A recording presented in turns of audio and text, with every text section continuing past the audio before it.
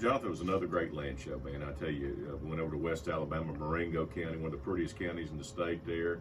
A friend of yours, Mark Buxton, Southeastern Wildlife Habitat Services, and man, that guy is an expert when it comes to managing wildlife. He's been doing it a long time. He's got a lot of passion, and I learned a lot about clover today. It was fantastic. Yeah, well, and he deals. I mean, he posts stuff on his Facebook page all the time. You want to see his pictures. He does a really good job. Shares a lot of good information. Then we went down to the coast. We caught up with Randall Upchurch with Poultry South and Southeastern Land Group. Randall's on vacation.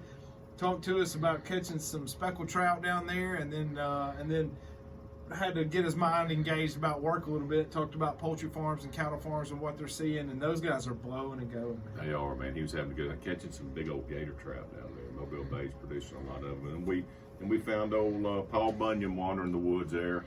Old Brian Watts, the president of our timber sales division with Southeastern Land Group, and he's helping a lot of landowners, and he gave some good advice about marking your property lines and not always trusting flagging, and to consider painting your lines in purple with some of the new law changes in the state. And Brian's doing a great job. He did. And then we took a listener question from a gentleman over in Oxford, asked about some property that he's considering purchasing that has a conservation easement on it, and what were some of the considerations that he needs to take into account when purchasing this property. So we appreciate his question, and Mr. Jim from Oxford, thank you for sending that question in. Yeah, and then we wrapped up the show with old Trapper Ken. He came in. You never know where he's going to be. He was in Coosa County out working, and Ken Peters, he's one of our better agents with Southeastern Land Group, Dominion Trapping, and it was a fantastic show. We appreciate you watching this review and encourage you to watch the entire land show with Dave and Johnny.